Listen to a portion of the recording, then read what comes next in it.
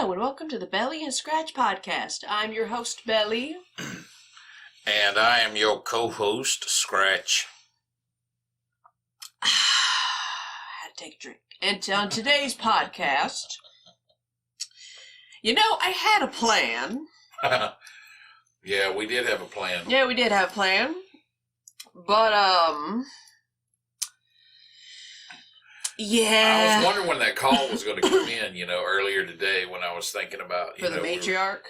Yes. Mm-hmm. Yes. When I realized that she was not on the property when we arrived home earlier. Mm-hmm. I thought...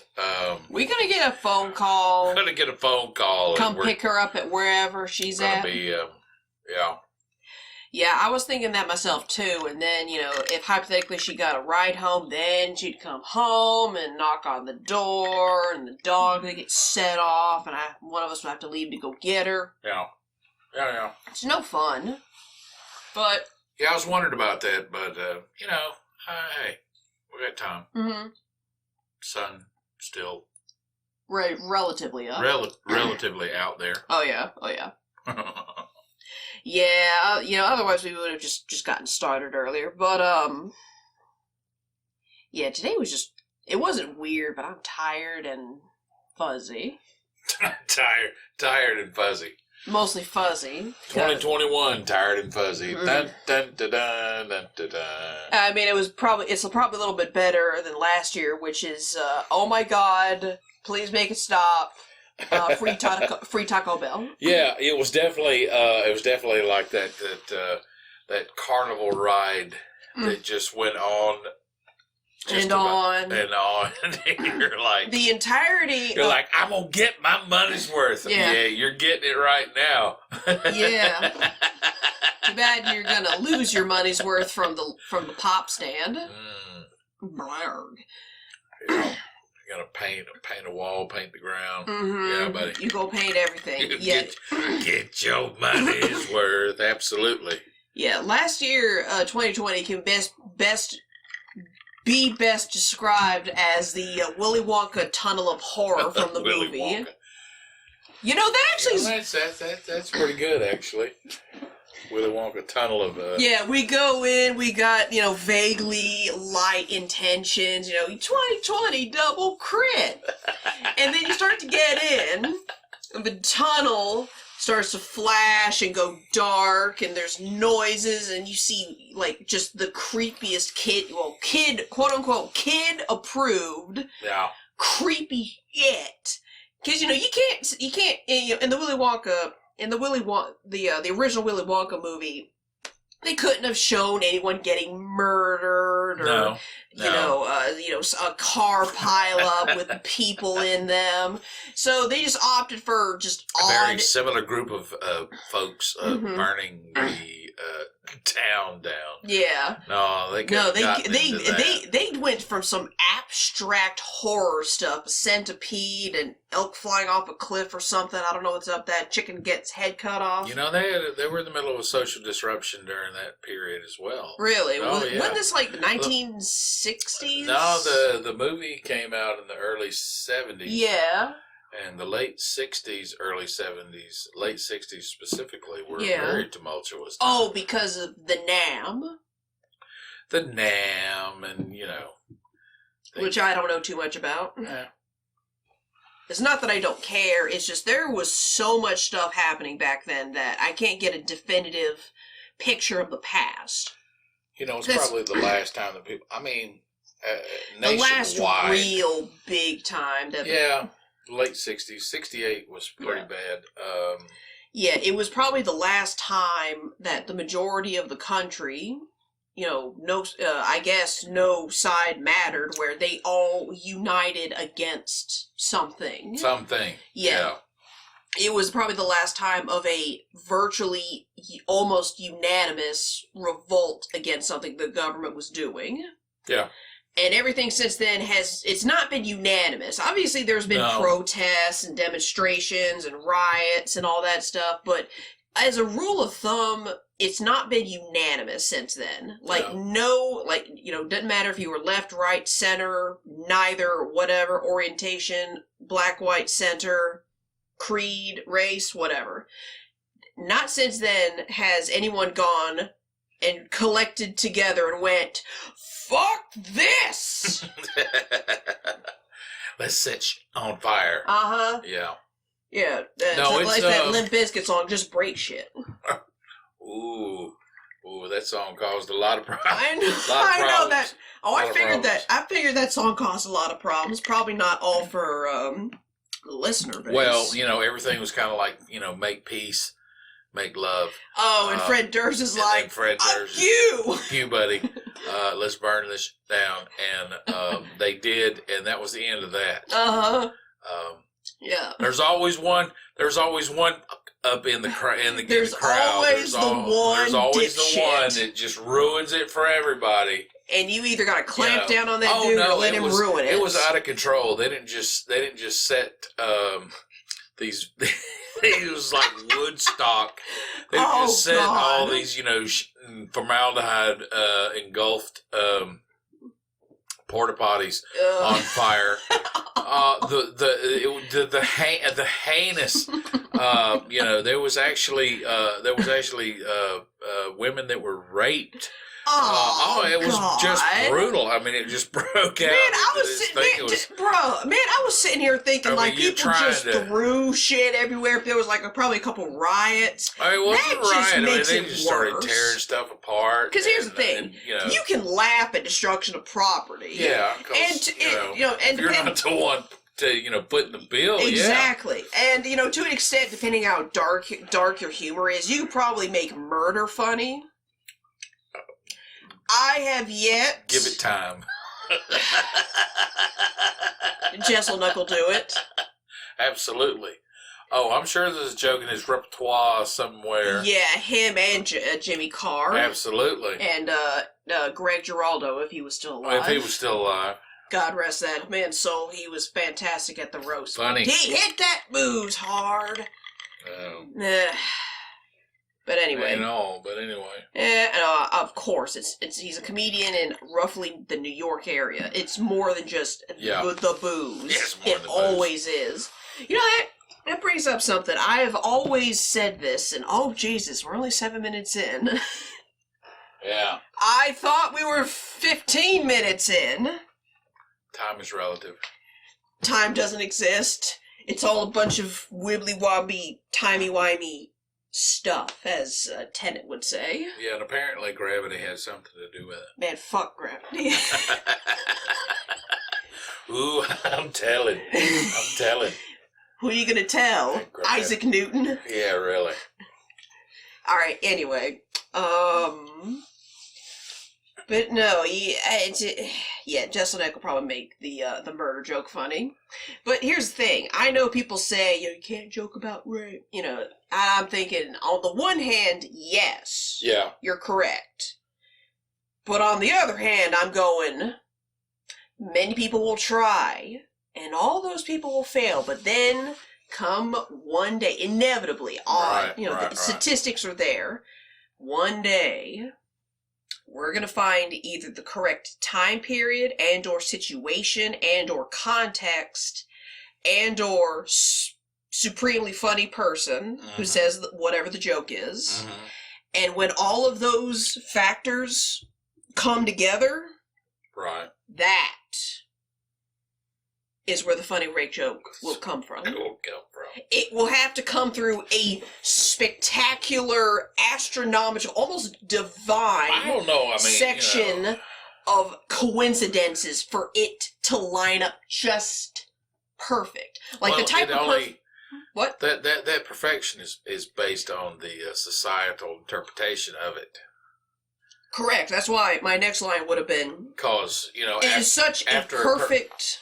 Yeah. I was gonna say it would have to be such a perfect alignment of the stars and planets themselves that say the comic got a really big reaction out of that joke. Right.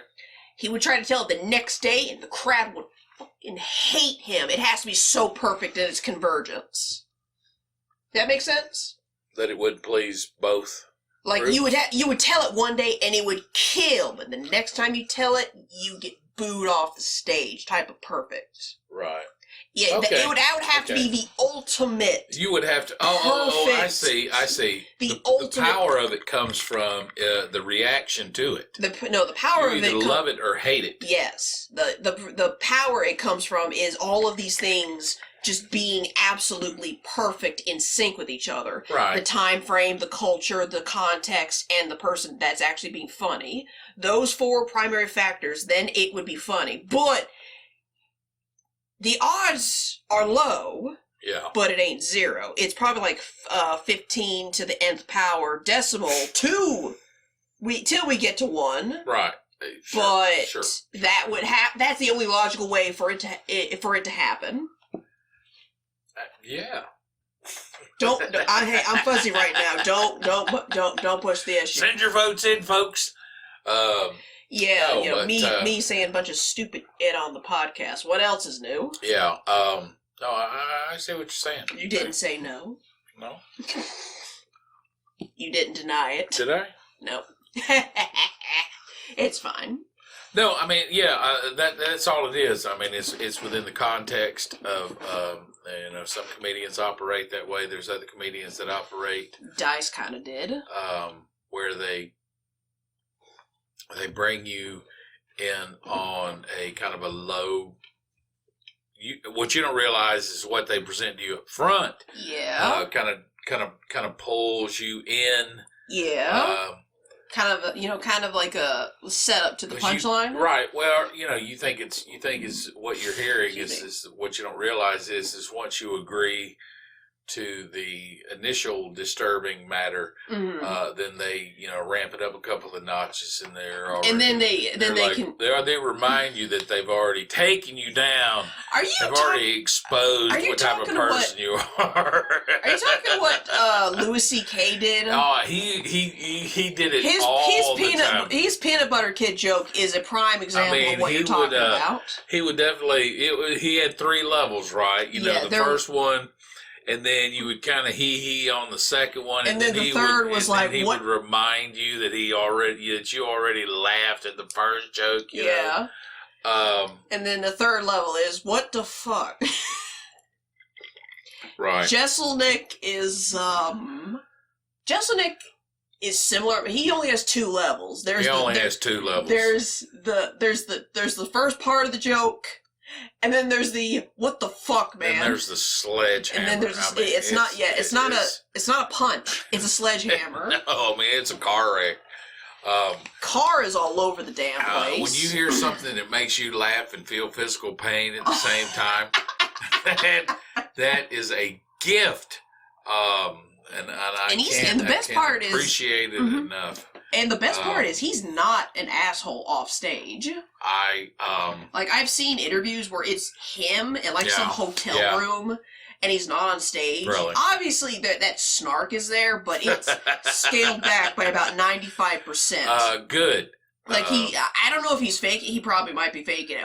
Who knows? Maybe the off stage is the fake personality, and the on stage is the real one. I don't know the guy, but no, he seems like a barrel of laughs. Well, yeah. I mean, anybody can pull that off that well. I mean, this is the guy. I mean, they get practice when you're not watching. You exactly. know what I'm saying? I mean, think about it. I mean, this is the guy who, at the Donald Trump roast, 5, 6 years ago? No. It's been somewhere around. This is definitely before any of the electoral stuff. Yeah. Oh yeah, no. He. Yeah. Definitely before all that. Oh no, and everybody loved him. Oh yeah, back when people actually loved him. Anyway. Don't want to keep talking about it. It's a hot subject right now. Yeah. It'll probably cool off in about a year. I doubt it. Anyway. But, Jeselnik said that Larry King, who was there, Larry King was so old, he's one of the Jews that killed Christ. Do we have to start with that? Yes! Oh, man. That is a beautiful joke, and I use it all the time. Man. Yes, we're starting there. And then. No, I don't remember the rest. Oh, okay. That was the primary joke. You just want to throw that grenade and then run. Oh, thanks. Thanks a lot. Because that's the main joke of that roast that I remember, like word for word. True. Man, yeah, obviously he dunked on everybody. He did. Because that's what he does. He said about what did he say about Trump? He said that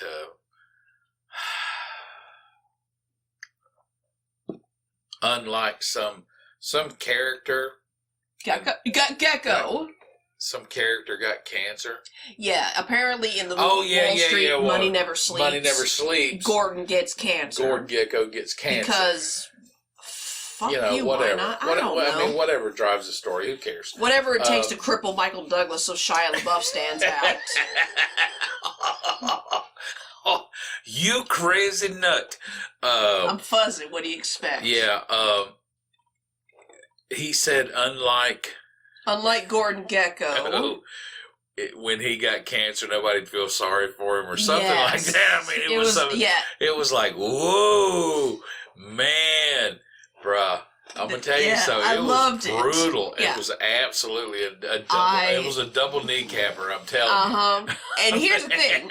I probably talked about this. I definitely have talked about this. I want Jeselnik and Carr to either roast each other, like in a roast battle, or to be on the same dais at the same roast at the same time, I'd so like they to see can them just fuck each other up. Just double team the entire dais, and just fuck them foobar up everybody. Just take a crowbar right to their jaws. Just make it kind of. Here's the pitch for a show. All right, you got those two guys. They're both dueling masters of ceremony. All right, and they pick the dais. They pick names out of a hat. Yeah. They just say, okay. They just contact, I don't know, all these people, 20 celebrities, and they say, hey, here's the concept. You're gonna come on, and we're gonna just randomly pick people. They put 50 names. I don't know, 50 names in a hat, and they get. These B, C, mostly D level celebrities. Obviously. Just randomly get picked out of the blue. And just watch Jeselnik and Jimmy Carr just tee off on them both. And just see whoever does the most damage. I don't know. I mean that's I would just love to see those guys laying into people. It would be a never-ending show. There's so much material. Yeah. I don't know. What about Jeff Ross? Man, Jeff Ross is so ugly. He had to have gone into comedy. Yeah, strictly. I can't. And Jeff Ross, you know it too. I mean, you can barbecue me all you want to. I got plenty of things to talk about. But you, young sir. Young sir, of course. Dude, I'm pretty sure Jeff Ross is older than you. You can't stare, man. He's like staring at a solar eclipse, man. You can't look directly at him. You're like, whoa. Damn, son. Oh, you ugly motherfucker.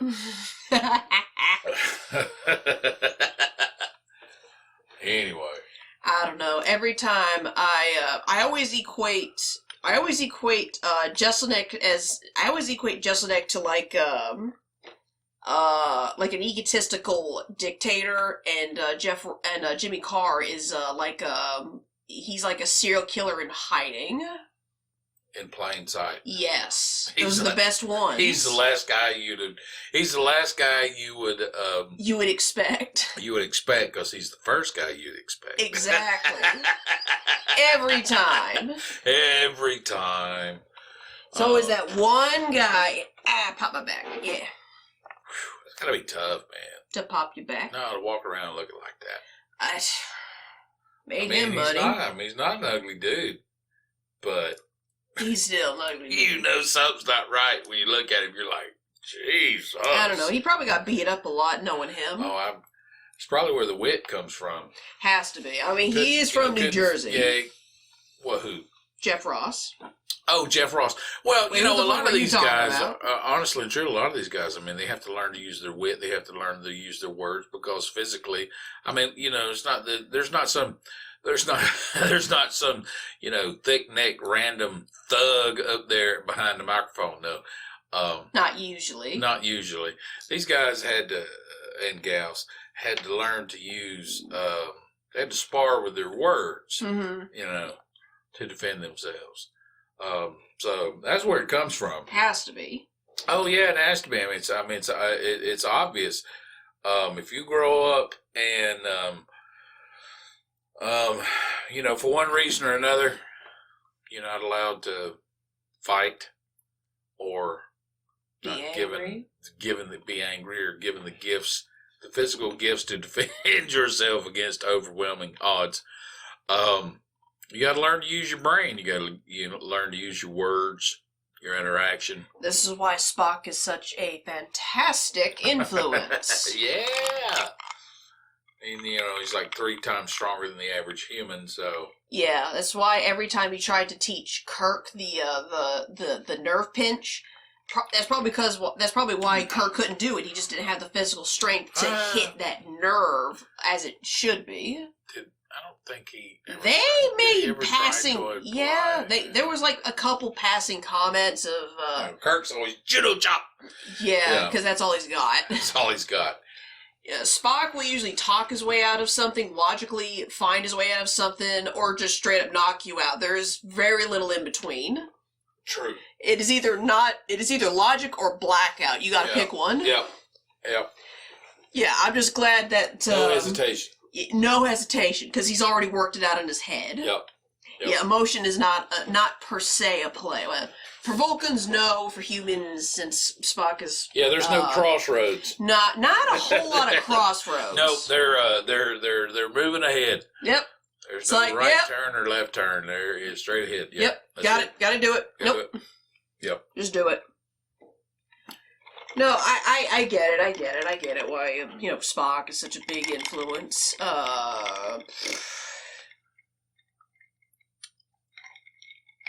Honestly and truly, I haven't seen a whole lot of like Star Trek the new generation or next generation. Yeah. But what I have seen is all right. In terms of Star Trek the Next Generation, right? I mean, there's only so many characters on that show that would be widely recognized. I'm not saying the original series was better like that, but it was. I mean, you had Kirk. Oh, absolutely. Spock, No, Uhura, Scotty. You remember both crews. Yeah. But so far as characters that stuck out, yeah, I not really a lot. I think the original series would win. Most they would have a higher number of people who would recognize the characters. Adversaries, kinda. No, I'm just kind of talking about the main ship crew. Yeah, like Mudd in the original series. Oh, he really wasn't an adversary. But you remember him. Yeah. Right? Yeah, but I know what you're talking about. Absolutely. But honestly and truly, in the Next Generations, I have seen very little of it, so I couldn't give you a definite, concise rundown of all these folk. Yeah. But I mean, you got Picard and Data and Riker, I guess, depending. Yeah. You got the Borg, and you still have the Klingons. You can't not have the Klingons. True.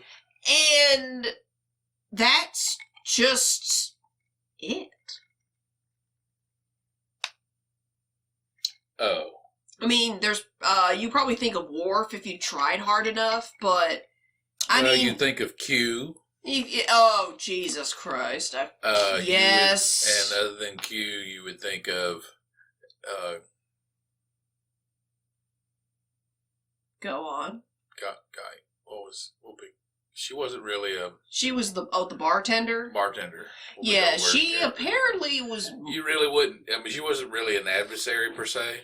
But she was there. But she was a memorable character, other than the main crew. Yeah. And then after that. I mean, like, who's the chick that can like read your emotions? What's her name? Deanna Troi. All right. Dude with glasses. Glasses? Yeah. Geordie. Okay, was there anyone else on that show that anyone would give a damn about? They tried to work the Doctor in, but I don't think the only time the audience really cared about her is when she was involved with Picard. Because, of course, who would resist that? You know, they had some history. I don't remember exactly what it was. But they tried to establish her. I don't know. She's just. I'm not saying she wasn't a fan favorite. But clearly, it didn't work. She couldn't carry it. The episodes with her. They were trying to push her. Was kind of weak. And then there was her son Wesley. Which there's a huge internet meme regarding the phrase "Shut up, Wesley." Yeah.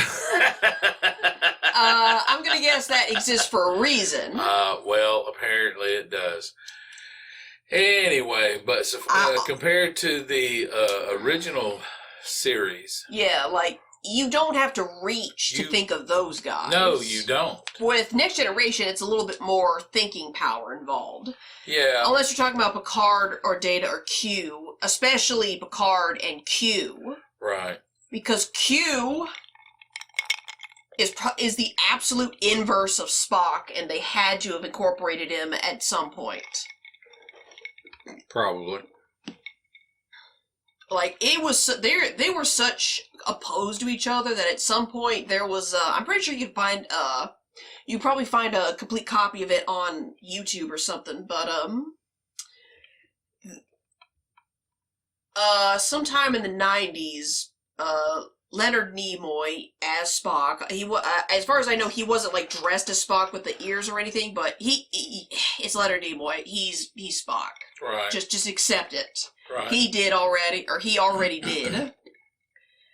And he's reading off a script, but he's professional, so you don't really notice because he doesn't skip. I love to drink. And he's reading off of a script, being all, Spock, which is stoic without the emotion and dignified without the emotion too. Right. And then Q, I forget the guy's name. I forget the guy that plays Q, but he shows up as Q, and he gets into the podium right next to Spock, and they start talking to each other. Yeah. And I've heard some excerpts from this little show thing, whatever the hell it was. It looked like it took place on a college auditorium. Uh-huh. It is one of the most trippiest things you will ever listen to. Because you're thinking, it's Spock. And dignified, respectful, I see logical. Right.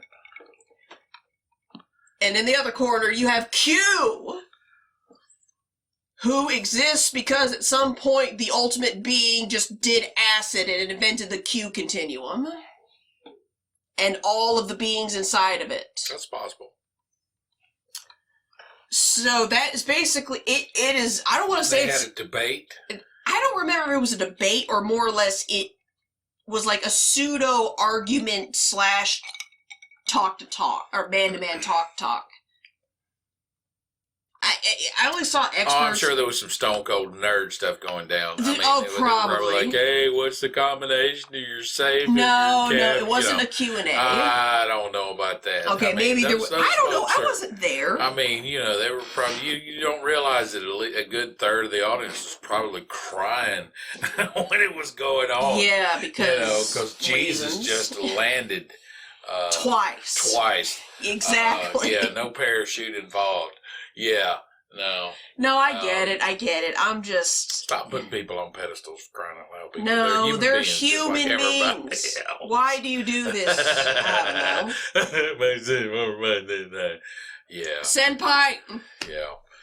No, and cool that, and I would have been tickled pink if I was there as well. Of no course. Shit. No shit. But yeah, no, it sounds really cool to be involved in something like that. Mm-hmm. Especially for it to explode in such a grand scale. Well, one of my favorite films and they are discussing doing a sequel after many years. Oh God! One of my favorite films is Galaxy Quest. Oh no! I love that movie. Alan Rickman's dead. How the fuck are they going to do that? Oh, He's dead. That's why they haven't done it yet. You dead bastard. He got caught up in Harry Potter, and then like about 2 or 3 years later, he freaking died. Oh, see, I was all happy as in nip, but now I'm depressed. You're welcome. How are they going to... They have to get Ralph Fiennes. What? Ralph Fiennes. No, they are not using Ralph Fiennes to cover for Alan Rickman. You tell me who could... Who? No one. Who? You don't make a sequel.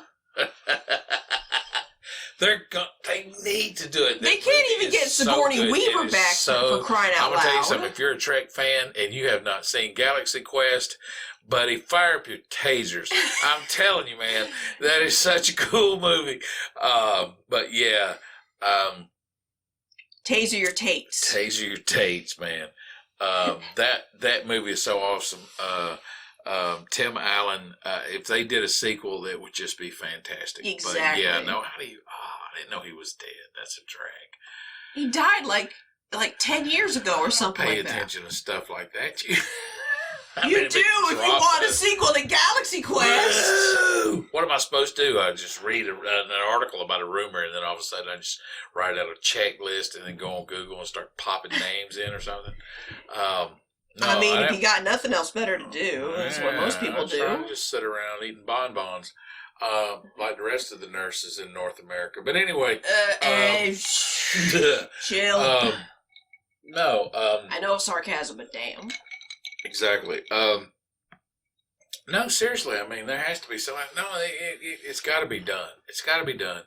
The sequel? The sequel. No, this is some serious stuff now. I have seen multiple internet articles on it. And, if it catches, how it is, the streaming services now are basically like, it's popularity. It really is, so far as, the Nielsen system in the past, which I was never a part of, and I was always extremely curious about because I never met anybody that had one of those boxes. But with streaming services... Losers. Yeah, whatever.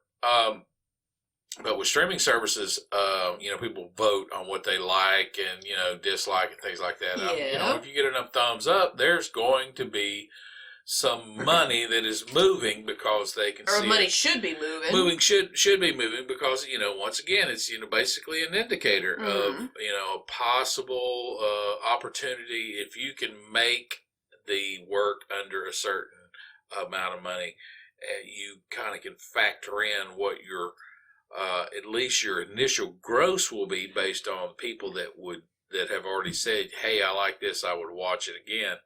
Yeah, you can already just project how much money you would be making. So, anything that's popular, that's gained any kind of cult status, I guess, would be the smallest easily defined audience. Hey, look, if they're already thinking about bringing back Hannibal for season 4, they are probably going to try to make Galaxy Quest 2.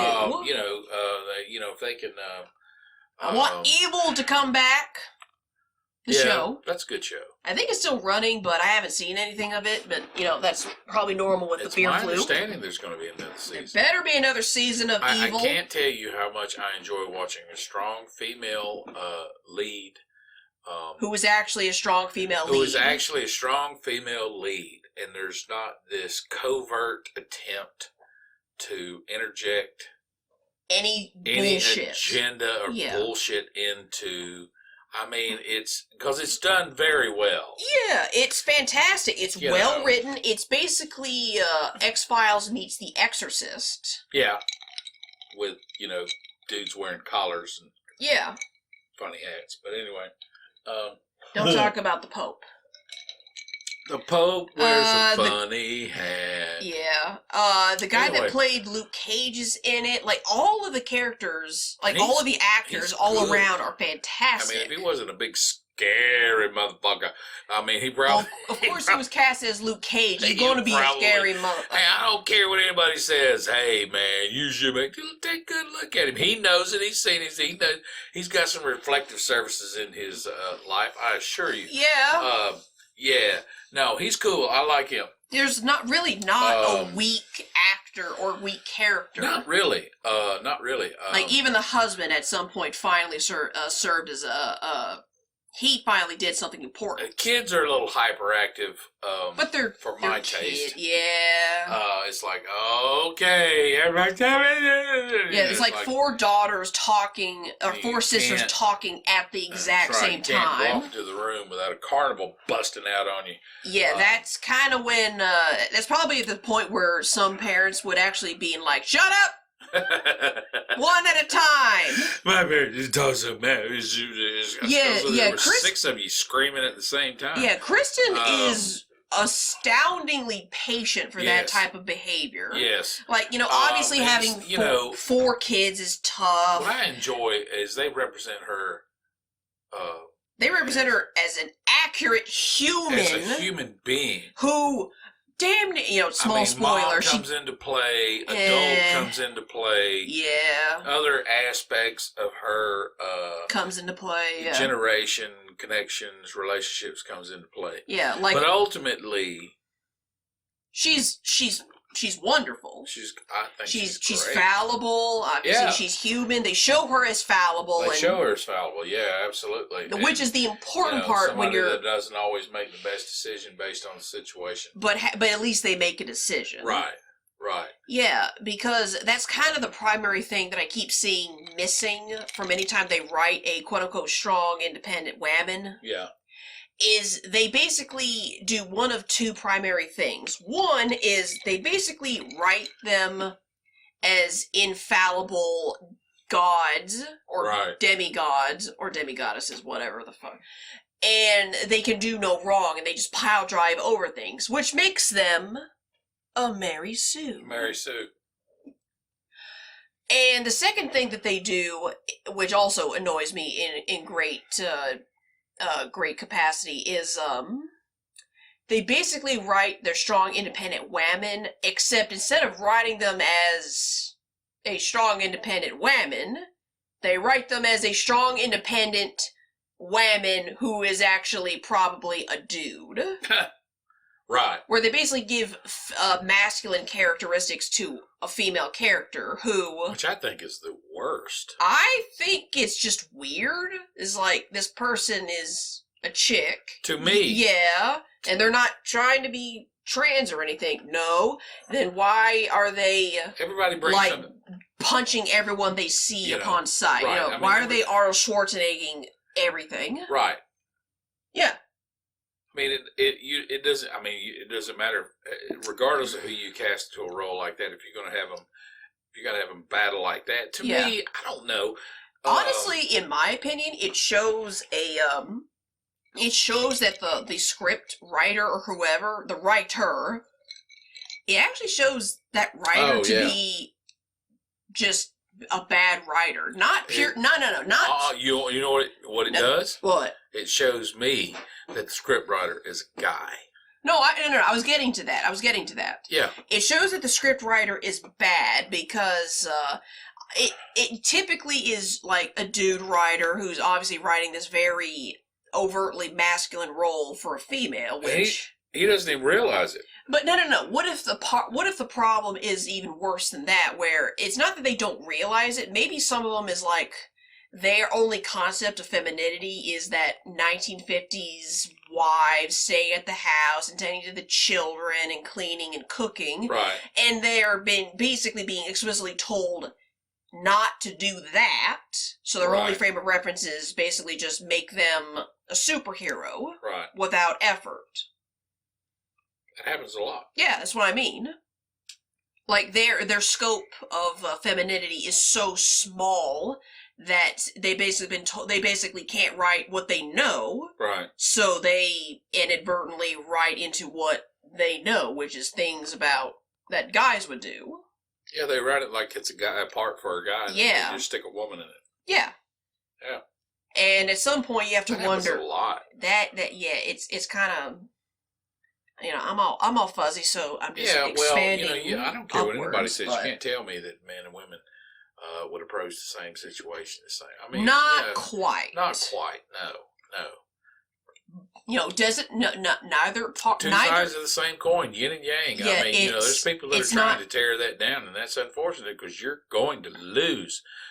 Because or at the very least, it'll revert back. Your kind has been around forever, and you don't win. We know that because we're still here, and it's neither good nor bad. It's just different perspectives.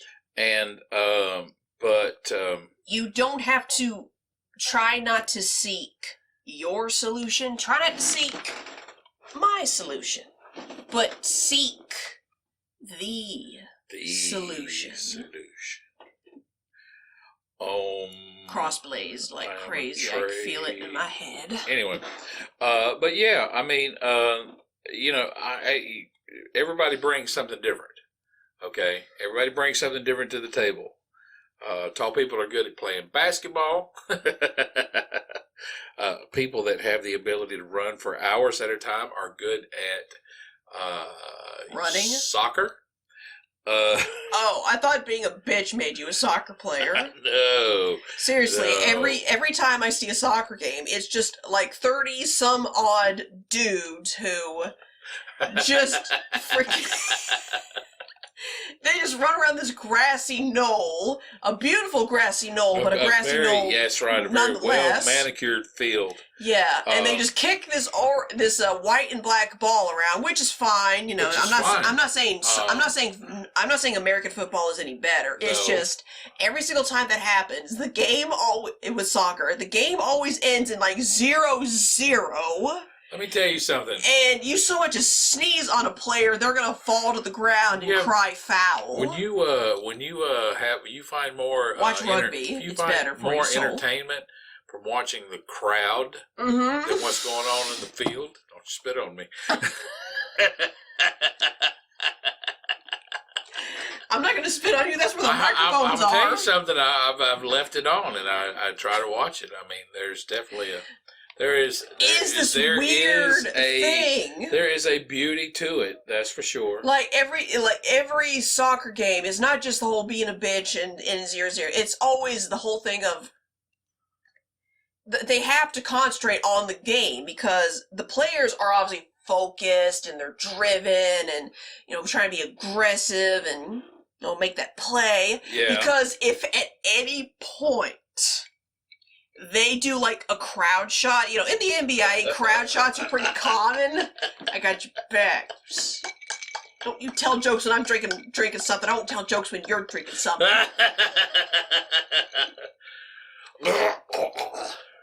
Don't you spit on me. Yep. Anyway, because here's the thing. Crowd shots in the NBA are relatively common because it's usually, some folks who made like a big banner or, a couple people, they brought flags with the team emblem on it and their colors, or someone who's like really into cosplay and they make their own team mascot. Okay. Every now and again you see that. It's rare. It's almost like a unicorn, but you do see it. Sure. If at any point during a football soccer match, they take that action away and look at the crowd, they straight up will see war crimes. Drinking profusely. It's there's some pretty hardcore stuff going on. Rioting, fighting the opposing players, or fighting the opposing fans. Man, obscenities on the banners. They're freaking throwing fruit onto the field. Throwing fruit at each other. Oh, it's brutal. They're fighting each other in the stand just because you wore different colors. It used to be bad. Really? Oh, it used to be bad. It used to be bad. Every time, you know, and I don't have anything against it. I really don't. Well, I don't now. I did during the 70s because the first time soccer broke into the United States during the 70s. That spirit carried with it? Oh, no. They actually had the nerve to put. Now, this was an actual bumper sticker. And I saw it, and it was definitely on. This was you talk about political parties embracing certain perspectives and identities. This bumper sticker was usually on, let's say, a Volvo. I'm listening. Rather than, I never saw this bumper sticker on a Ford, and I never saw this bumper sticker on a Chevy. But it was definitely Volvo. Definitely Volvos had this bumper sticker, and it said, "Men play football, intelligent men play soccer." That is a goddamn lie. I was in middle school, and I saw them in multiple places. I was very annoyed. It wasn't cool at all. No, that's... But see, I'm going to tell you something. Everything that goes on today, so far as social media, culture, it is. It's a tribe. It's a group. It's always been a tribe or a group. True. It's just sociology. It is. That's how I chalk everything up as, you know, basically. Why did they do that? It's just sociology. It's just a group. Just group dynamics. Take a couple courses in sociology. Read some sociology-related books. It'll make sense. Because at the end of the day, no matter how far we've come technologically, no matter how many cars Tesla makes fly through the sky... Without a driver, of course. I don't know how to do that. It's probably just a computer, man. It always is. It's like the HAL 6000 or something. Yay. But, it does 3 times better than the last one. Oh god. Anyway, because at the end of the day, I can't read. Purchase went through. Oh, sweet! High five, real quick, but not loud. Just enough to... There you go. Yeah, I didn't want to slam your hand as long as it went through. Anyway. We'll probably talk about that later. Yes, we will. Later. In the future. So, basically at the end of the day, no matter how many cars Tesla makes fly, no matter how many computer chips get put into phones and people's brains in some cultures, I guess, I don't know. No matter how many people die overseas, at the end of the day, we're essentially animals. Yeah. Essentially. Like, yeah. not slandering the human race, but it's not, I'm not trying to be slandering the human race. No, we're going to go into that. Nah, we don't have to, because I don't have the capacity to... Alright, animals related to... What brings that up? We're mammals? No. I said I don't have the brain capacity. No. What triggered that thought? That made you say, you know what? I'm going to say this. Sociology. Oh, yeah. Herd animals, absolutely. We're herd animals. Yeah. It's not a slander. It's not a threat. No, it's not. It's not an insult. It just is. Just is. Because we are. At some point, we were actual animals. Whether you believe in creationism and or evolutionary. At some point, there was a before, and then there was an after. You can't deny that. Both parties have to agree on that. Right. So...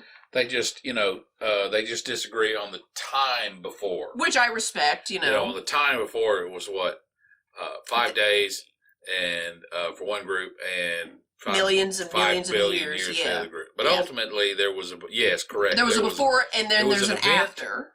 There was a sentinel event. There was a before. There was an after. Yes, absolutely. Yeah, both parties have to agree to at least that. You don't have to agree what was before or what came after or actually what the actual event was. Yeah, but you have to agree that there was something. Correct. There was definitely a before and an after. Yeah. That's it. I mean, whether it be some kind of branching of the DNA or the tree of good and evil. Or the aliens that came down. Shut up, Mulder. Oh my God. That dude with the hair. He met David Duchovny at some point. Oh, I'm sure he did. There's a picture of the probably alien. has him tattooed on his ass for crying out loud. Oh my God. That guy the is alien guy from Discovery. Somebody, he's probably sitting in a lounge chair on a beach in Mexico, right? He's made so much money. He's got like 5 And it chicks. just took like obviously some off-brand hair gel to help him out. Yeah, the aliens guy met it's David. Like the original Gorilla Glue. I don't want to talk about that. I'm not saying it was aliens, but it was aliens. Yeah, that dude met David Duchovny, and he looks so happy. Oh, there is a video, or not a video, there is a picture on the internet of the aliens guy meeting David Duchovny, and the aliens guy looks so happy. You are a credentialed motherfucker, okay? You are bona fide. And you're gonna go up and run up and act like that to David Duchovny. David Duchovny.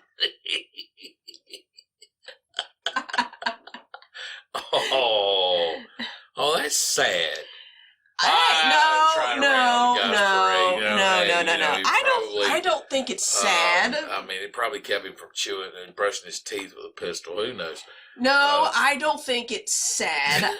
I mean, think about it. There is something called the Scully effect. Scully effect. Ever since the X-Files premiered, it drove numerous women into fields like medicine, forensics, and in the FBI. Well, that's fantastic. I think that's awesome. Oh, yeah. Like, to the point where it's been called the Scully effect. You know, it's very interesting. So who's to say there wasn't a Mulder effect? Right. You know, we've talked about in the past that, you know, sometimes things are we look at science fiction writers as those that they go, ooh, they don't. They're prophets of the future or something. They predict the future. They don't predict the future. They create the future. Yeah, basically what happens is it's a very imaginative person and they go, hey, wouldn't it be fucking cool in the year 3099? Right. We had this, whatever it is. You know, whatever it is. And then science fiction guzzling nerds, they read or they watch whatever. Exactly. They go, that's fucking cool. Let's figure out how to make it. Yeah, and they find themselves in the situation where they have a shot at creating such a thing. Yeah.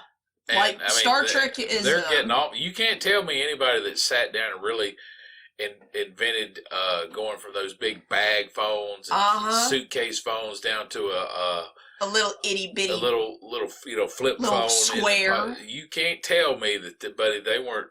If they didn't have William Shatner tattooed on them somewhere, I'll eat my shoes. Yeah, Star Trek is probably the reason cell phones exist. I guarantee you, every single one of them who was involved in that development had a clear picture of what it would look like. Scotty, beam me up. Exactly. 20, 30 years ahead of its time. Absolutely. That gave them the parameters. That's why the flip phones came first. Better believe it. Cha-ching. Sulu, what's our position?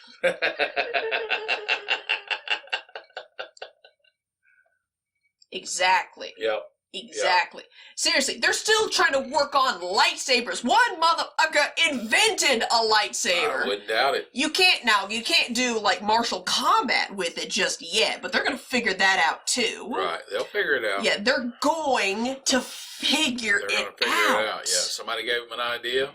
Someone is going to make, I'm trying to think, someone is going to make the HAL 3, actually, no, they did make the HAL 3000, it's called Deep Blue. Yeah, it's called Deep Blue. Ooh. Deep Blue is going to rule the world. Yeah. I am legitimately scared because I read I Have No Mouth and I Must Scream. Played the game, too. Someone is going to invent the lightsaber. Someone's going to invent Bhaskar armor. Someone is going to invent the Enterprise. Yes. Someone's going to invent the Millennium Falcon, or at least the design warp drive of it. Or whatever. Yeah. The warp drive. You know, someone's going to invent a time machine. Actually, that probably has been invented, but not yet, because time isn't real. Not really. We made it up because the sun go down.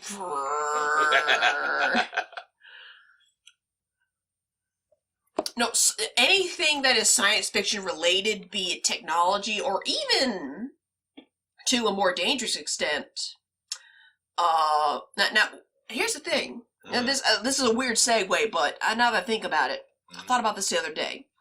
Anytime you see something on the TV, it's like prophets of science fiction's future, and it's like Gene Roddenberry with Star Trek, and yeah, I know what you're talking about. Not Ray Bradbury, but somebody else. Maybe Ray Bradbury. A little bit of Ray Bradbury. And, yeah. What about the guy that Asimov? And the Asimov, clearly. The guy that wrote the actual cyberpunk writer, I forget his name, but I'm sure you probably look that guy up. The Neuromancer guy.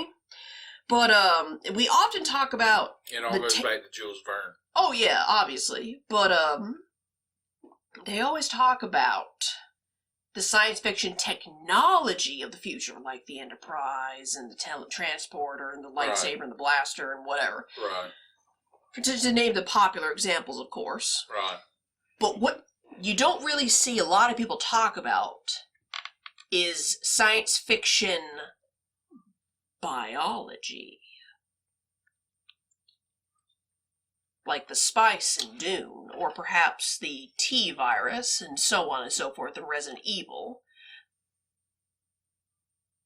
Has anyone attempted to, splice DNA to create Vulcans? Oh, you talk about manipulation on that level. Yeah, but that's what I mean. No. Like science fiction biology. No. Mm-mm.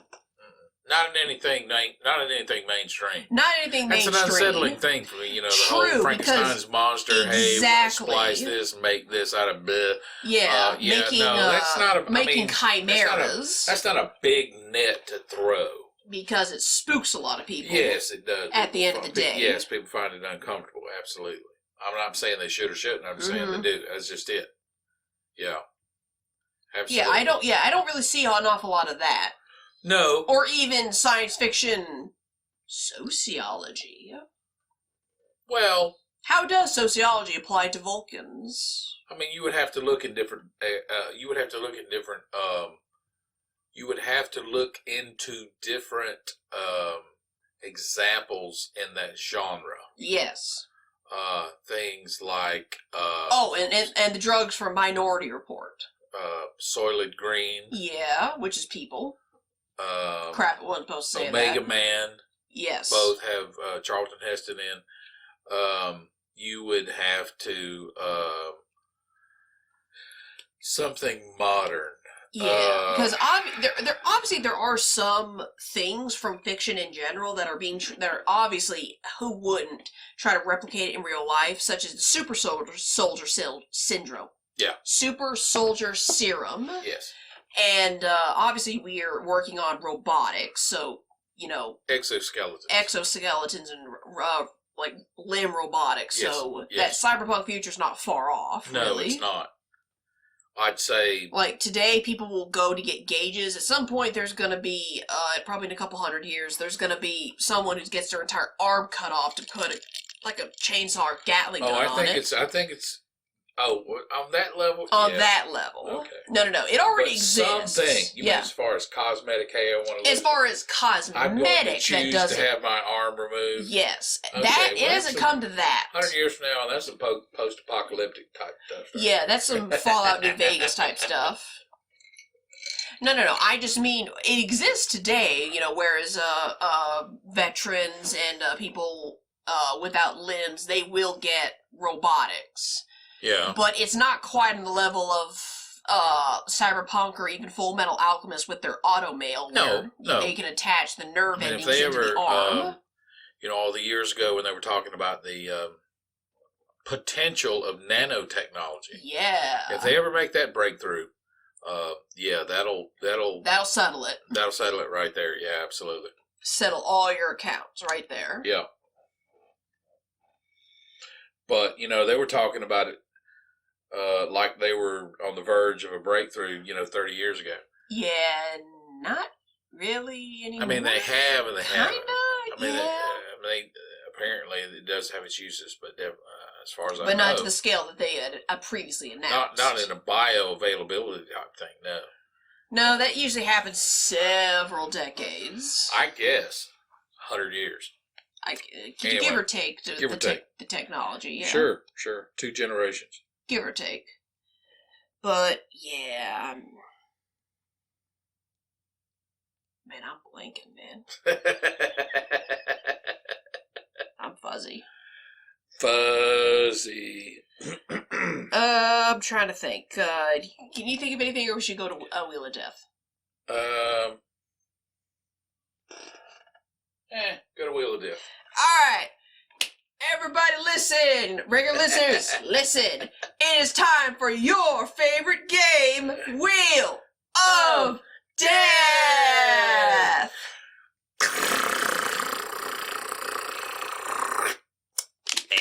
I love that.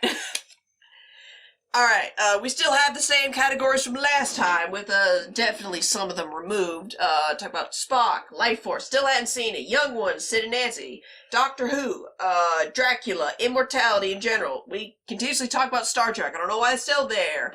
X-Files, Swirls Let It Rave, Evil the Show, Monetize the Pain and/or the Insanity.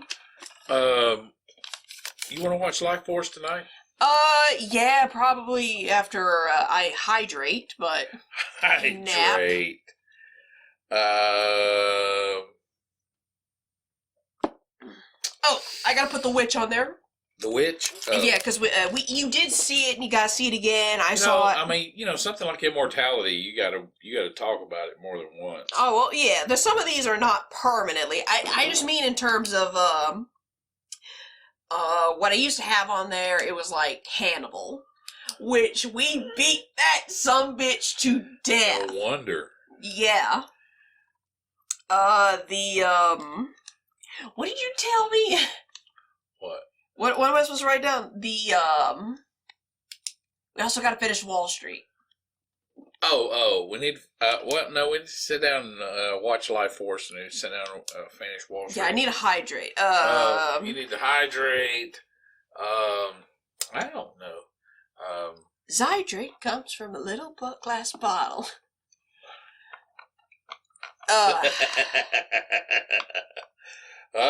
The Witch, yeah. The Witch, yeah. Christ, that was I love that movie. It was spooky. Yeah, it was spooky! But, you want to talk about The Witch, or you good with any of the other options? No, I can't talk about The Witch. I need to watch it again before we try to talk about it. All right. I definitely want to watch Life Force tonight. Sid and Nancy another time, because, well, I'm already watching Life Force, and I can only take so much bullshit. Yeah. Oh, no. Well, Life Force will blow my mind. I know Life Force will blow my mind. There's something about British science fiction. Which is... That just has this... I don't know. This unnerving quality? This unnerving quality. It really does. I know we could talk to death. What's up? Buckaroo Banzai. Yeah. We could. We're gonna... No. We're doing it. Yeah, because, we are the putting thing about it is... this son of a bitch in the ground. I'm not sitting through it. We are come back in here and start talking about it. So talking about it now is just as good. We are putting Buckaroo Banzai in the dirt tonight. Today. I mean, I don't know how detailed Tuesday. I will be, but I remember the big stuff. Oh. It was peculiar in a very strange way. It was peculiar in a strange way because they... Oh, Jesus Christ. If I ever get to the point where I start making video reviews, like an actual review, like not a podcast, a review, I'm gonna bury this sumbitch again. Because I'm gonna have to watch the movie again. Yeah, you would have to sit through it again. Yes. I mean, it's one of those things, it's kind of like... What is it, Buckaroo Banzai and the Journey to the Ninth Dimension? Yeah. Yeah. Alright. Buckaroo Banzai and the Journey to the Ninth Dimension, or whatever the hell the movie is called. Right. And you're like, man, that's like 4 more dimensions than normal. Exactly. I never heard anything more than the fifth dimension. Exactly. But even with all their top 10 hits, anyway. Exactly. So, alright, look, if you haven't heard of this movie, listeners, I don't blame you. I heard about it when I watched the movie Ready Player One.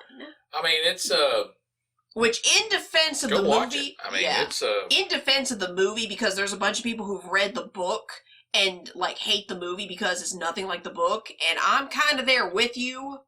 Except you need to know one thing, two things actually. For the book nerds, the guy that wrote the book, he wrote the script to the movie, so that's still his movie.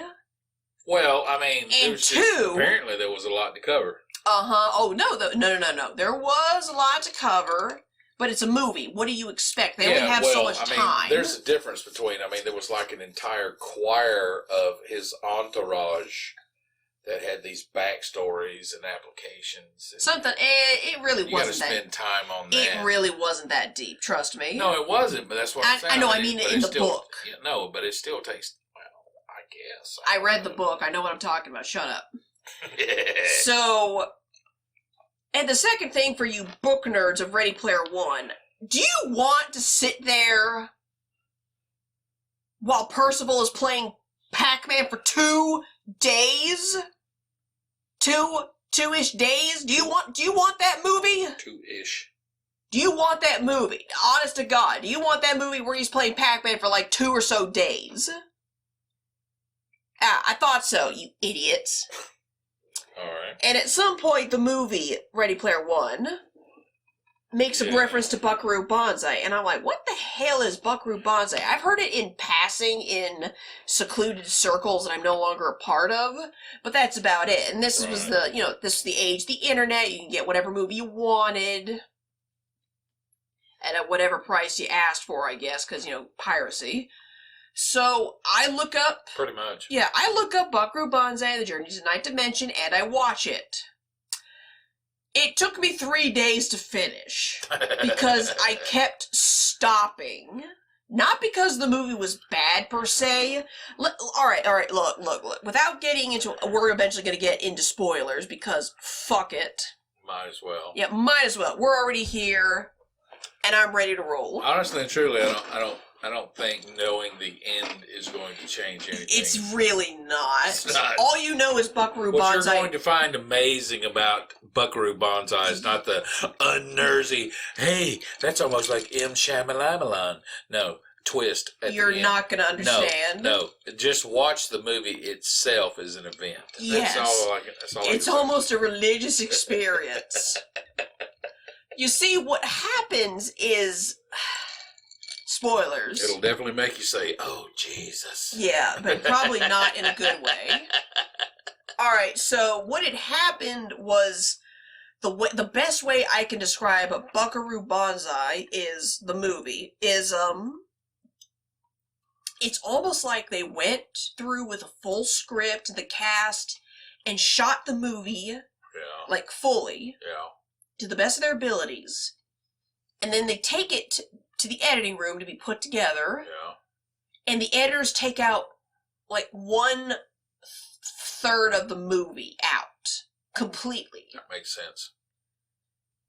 It's not badly edited per se, it's just things happen in Buckaroo Banzai that are so abrupt and so sudden, with no foreshadowing, no words of warning, nothing. Right. Where you almost have to go, did I miss something? Yeah, because at the end of the 3 days when I finally finished watching Buckaroo Banzai, I went, there has to be like a comic book series or a book series or a TV show that took place before this movie. That you would have to have prior knowledge. Exactly. Like this movie was made like you had to have prior knowledge before the movie to watch the movie. Right.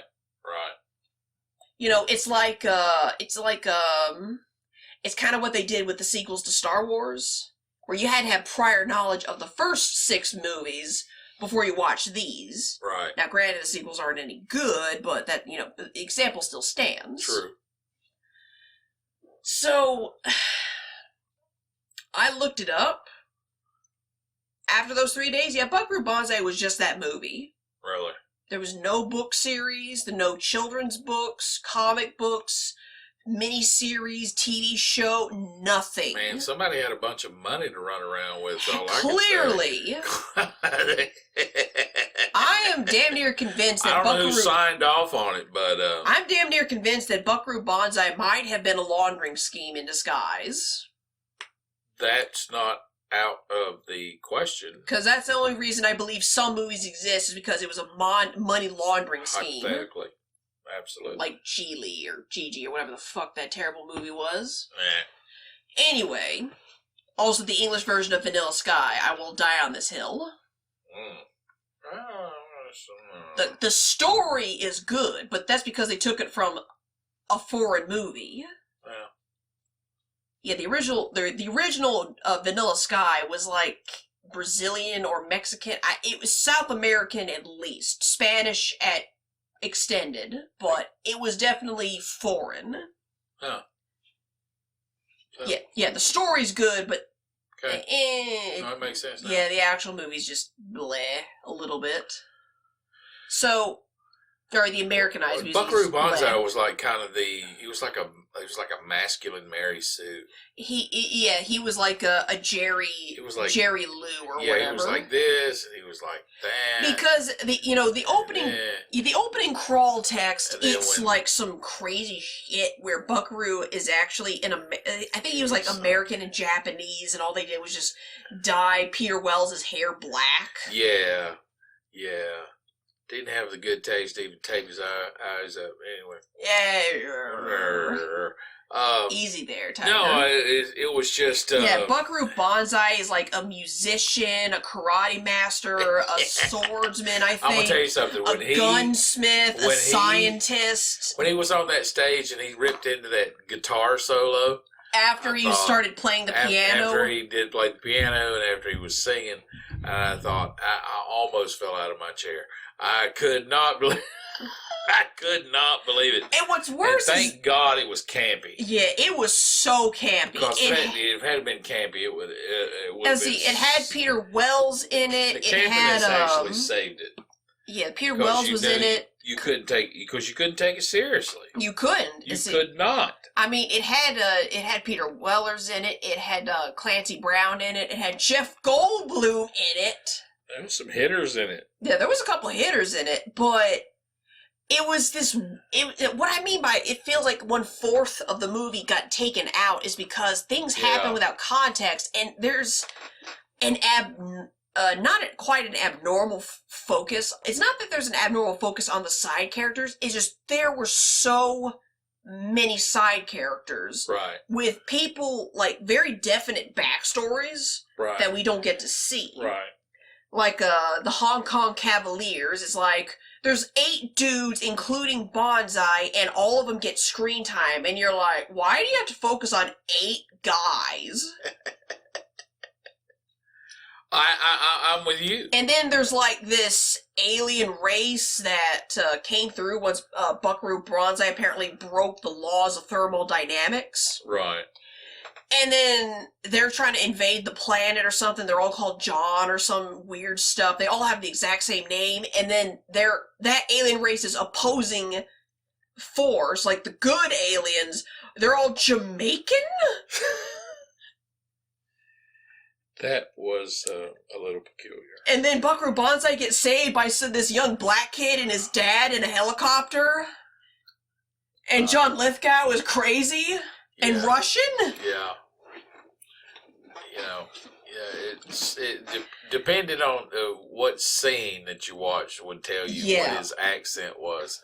Because it kind of changed. It did. It probably changed from I hope he did it on purpose. To scene. Yeah. I would like to think he did it on purpose. I hope so. I hope so. And here's stuff like that happened all of the time. It's like Buckaroo Banzai had a wife who secretly had a twin sister, and the wife died, and the Buckaroo Banzai finds the twin sister and tries to fucking marry her, and she's a bitch, and it's like, what the fuck is happening? That entire movie is like that. It is a total mind-uck. Yeah, it was written by Hunter Thompson after he was decapitated. No, I mean, it's... and pasted onto Salvador Dali's body in order to finish the script. It's just I mean, you enjoy the cinematography. Oh, it was beautiful. You enjoy the acting was good. The action was pretty solid. Yeah, but the story just was like, you're just like, what? Was I supposed to be high? You know, everybody, about 3/4 of the way through, you're just like, hell yeah. Yeah. What about a couple of corn dogs? I mean, you just like, you don't care. And then and here's the thing: when Buckaroo Banzai wins, you don't know that he won. Because it was so sudden, there was hardly a struggle, and he blows up the opposing aliens, and you're like, wait, that was the climax? Definitely something that would have been... And then it was like a fashion show runway in the desert of the main cast, and you still have no fucking clue who they are. You have no idea.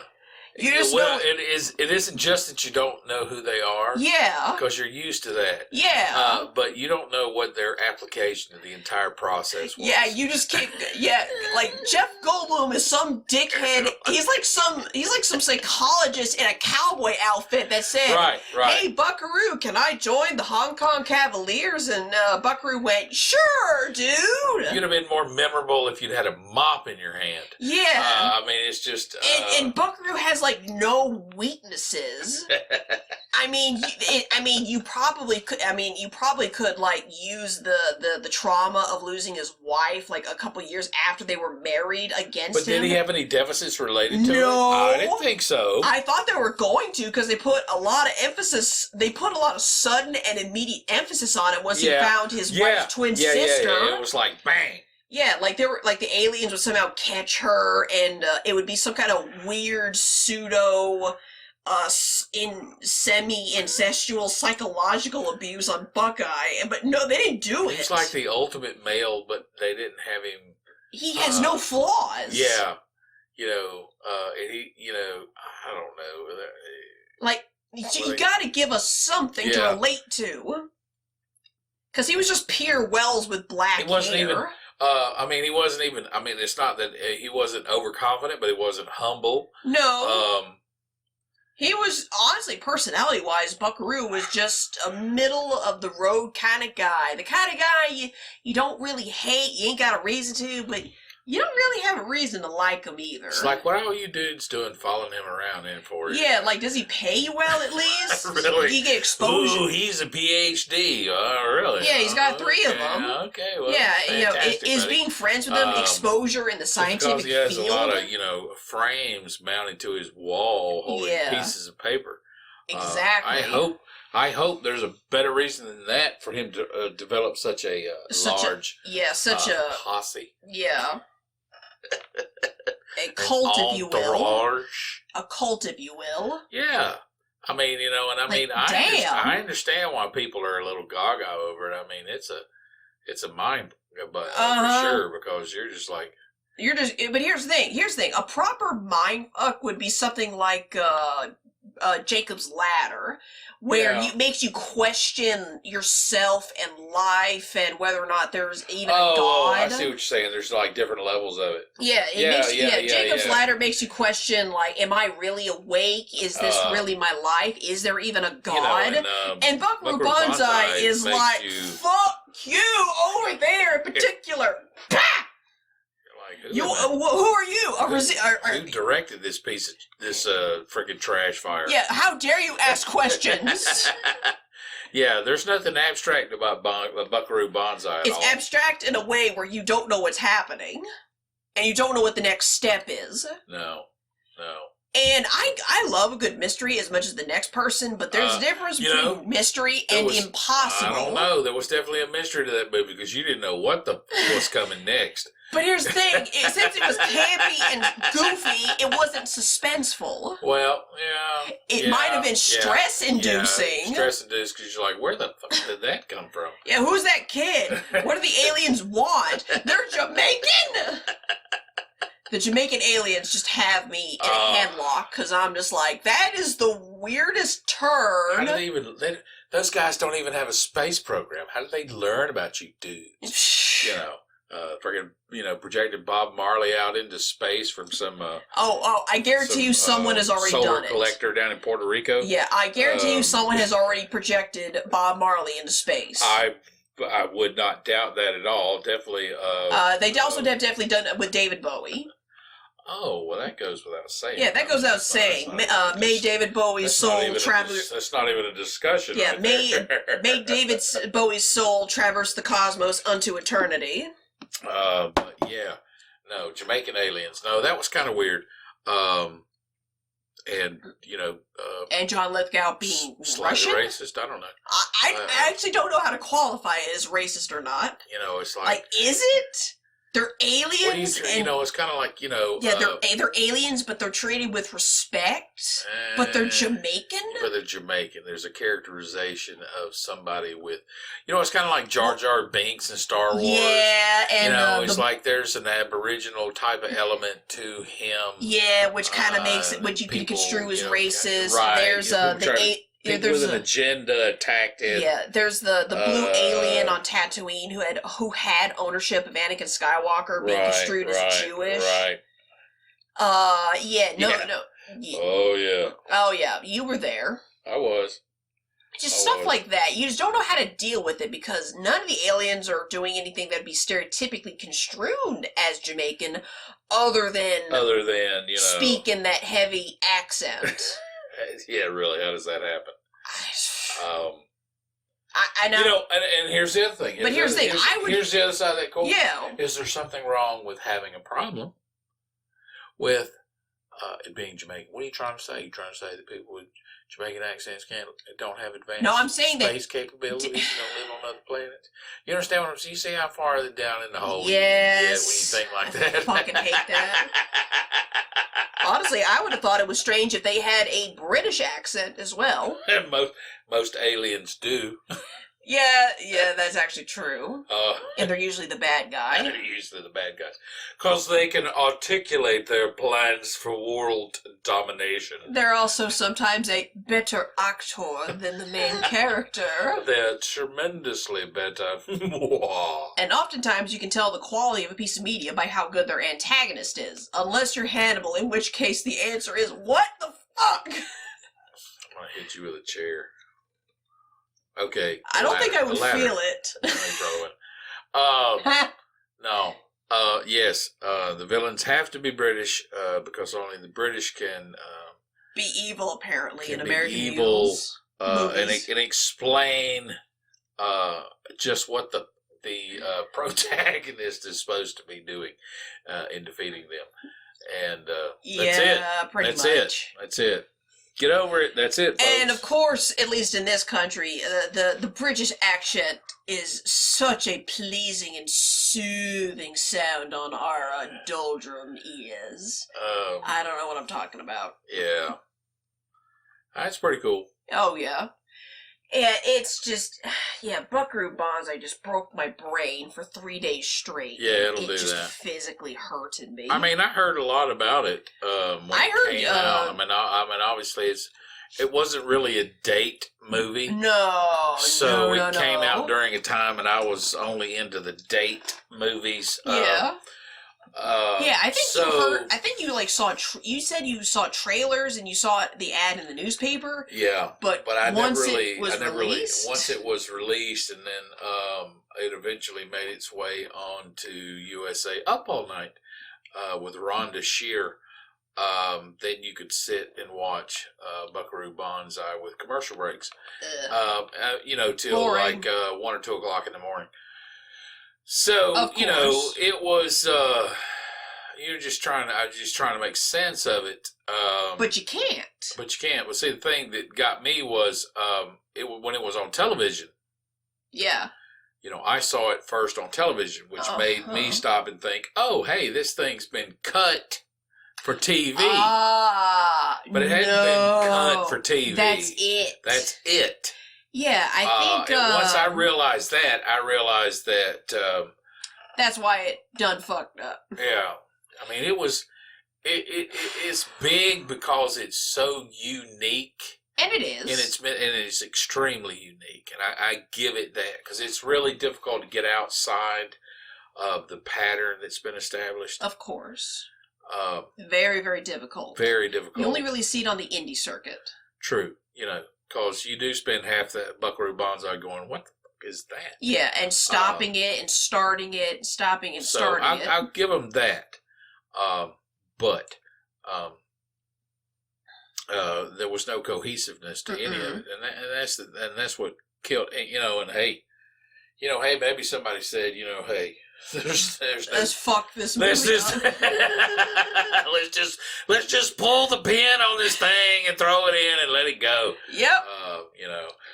But act tonk. Easy there, Vivian. No, it's I mean, a couple years ago, Kevin Smith tried to make it a TV show, which I would have enjoyed because at least you could write in context. A TV show. Yeah, for Buckaroo Banzai. Kevin Smith suggested one, tried to push one. It never happened. And I would have been totally cool with it because at least you could write in context for what the fuck is going on, like the kid with the helicopter and the aliens. It definitely needed and more the Jamaicans. Whatever. Yeah. And why Buckaroo Banzai is apparently Jesus. I would still love to know what the backstory is on half the Hong Kong Cavaliers, and subplots. Hong Kong Cavaliers, good grief. Yeah, I'm not fucking with you. That's when everybody thought Japan was going to take over the planet. And for a time, they kind of did. And then the 1990s happened. There was a big. You look at the pop culture. It's why 16 Candles. There was also Blade Runner, which had all that Japanese hallmarks. Had all that Japanese hallmarks. Don't you bring up 16 Dong and 16 Candles. Don't you bring up 16 Candles because then I'm going to think of Pretty in Pink, and I fucking hate Pretty in Pink. Yeah, we're not going to talk about that. Gung Ho. We're going to at some point. It's going on the wheel. It's going on the wheel. Gung Ho was a pretty good movie. Anything related to robotics. Just about anything. Japanese, there for a while, there was a transition in the currency. The Forex. The Forex that gave the yen, Japanese yen, a tremendous amount of buying power over the U.S. dollar. And look at Die Hard. Nakatomi Tower. Nakatomi Tower, absolutely. No, there was a big, and it was pushed to the rest of us through the media that, hey, it's like a Japanese takeover. And then the 1990s happened, and Japan had its really big depression. Well, they basically went. They did like we did. They basically went into a bubble that became so prosperous. Yes. That so much money got dumped into Japan from outside of Japan because they thought it was going to be the next greatest thing. Well, no, this is a process. This is called pump and dump, inflation and deflation. When something is good, a bunch of people jump on that bandwagon and they pump a bunch of money into it, and it drives the prices up beyond the stable percentages. Yeah. And then they pull their money out and take a profit, or they take a profit and pull their money out. And they inflate it. And people get excited. And start throwing money at it. Wall Street inflates it, and then Main Street pushes money into it, and then Wall Street pulls their money out. That's what happened in 2008. It's also why people are pissed at the hedge funds today with the whole GameStop thing. Yeah. But I don't want to get into that. I already talked about it. Anyway. But that's it. That's it. So they thought Japan was. It was about to be it. It was about to be it. And then Japan's... The bubble popped. What do you... Yeah. All the time. That is exactly how nations are weakened today. And that's another discussion. Yep. Yep. Yeah, I mean, what are you gonna do? Call it a day. Yeah. Let's go. Yeah, I can't really think of anything. I'm kind of tapped out. I honestly can't believe it's been an hour and 30 minutes because it feels like 30. Yeah. Yeah.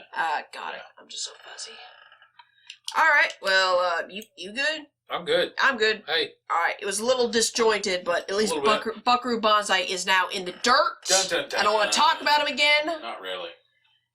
All right, well, that's it, folks. I was your host, Bel-E. And I was your co-host, Mr. Scratch. And we'll see you guys next Tuesday. Next Tuesday. Bye.